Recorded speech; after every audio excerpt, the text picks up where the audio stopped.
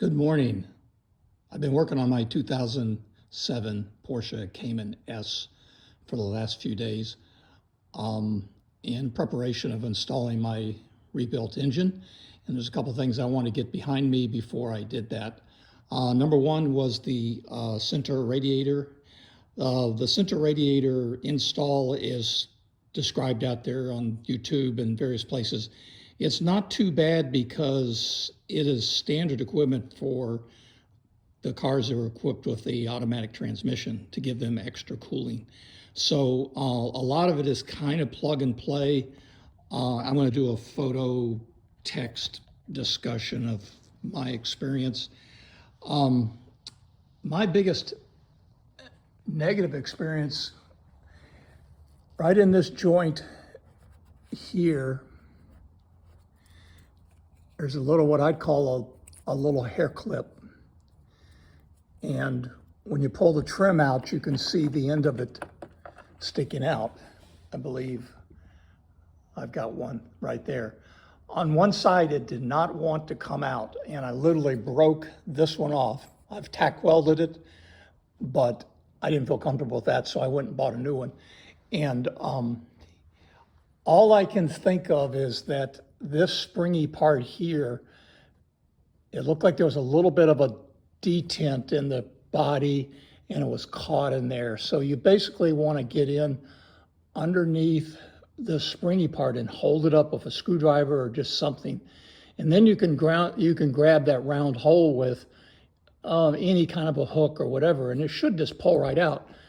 The one on the other side just pulled right out, no problem. But this one, it literally broke because it was that caught.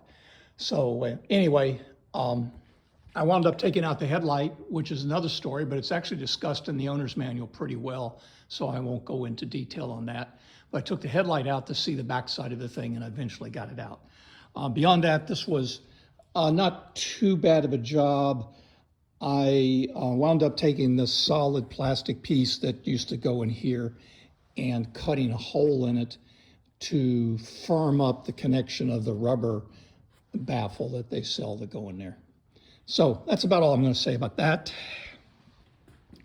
Looking at the front wheel well, I wanted to replace the struts. I replaced them with OEM stock struts, and not too bad of a job.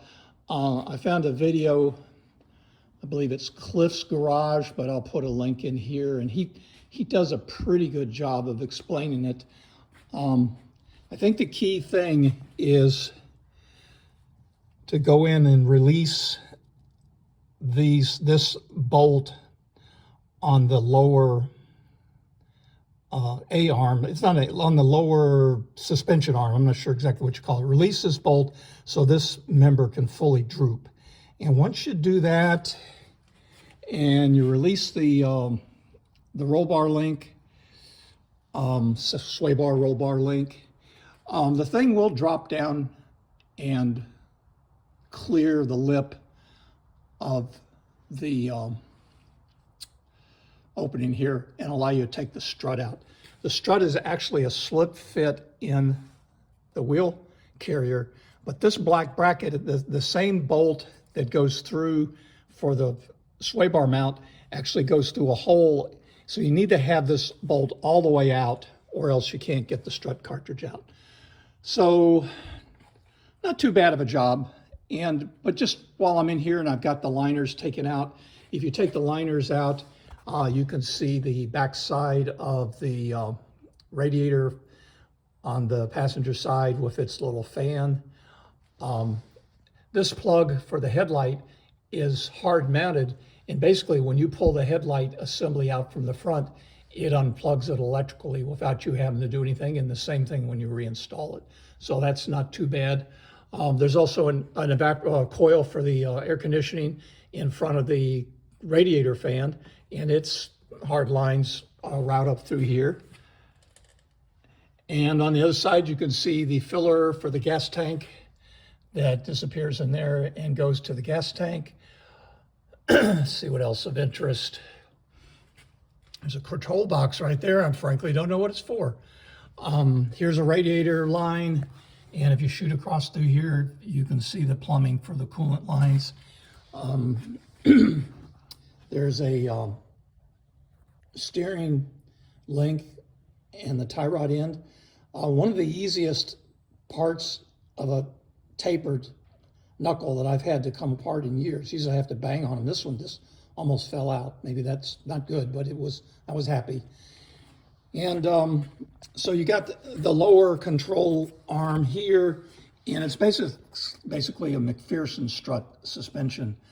I have gone over the advantages of McPherson strut in my 944 videos, and I will not go back into detail on that, but suffice it to say that in a McPherson strut, because of the geometry, the camber change when your suspension goes into compression and droop is minimized, so you don't have the wheel.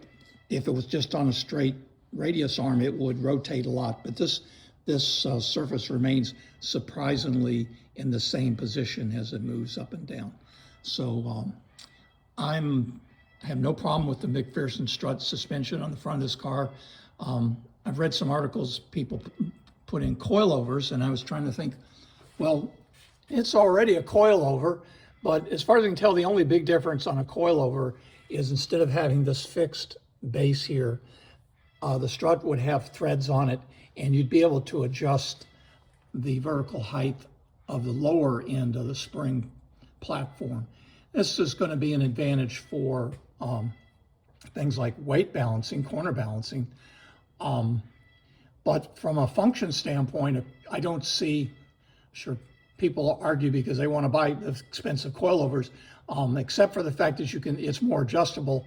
The suspension action is exactly the same as it is with the McPherson strut. The strut is in the middle and the spring goes around it. Some people put in camber plates at the top.